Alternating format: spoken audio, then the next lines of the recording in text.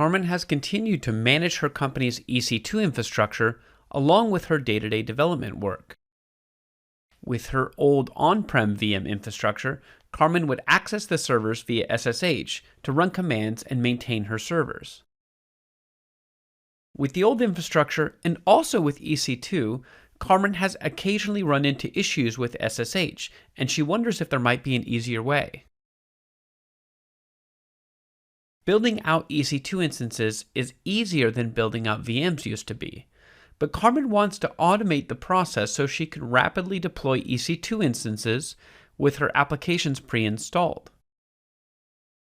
Since starting on EC2, Carmen has been a little reluctant to build out a large number of images because she feels that maintaining the images and also keeping them up to date will take away time from her day-to-day development work.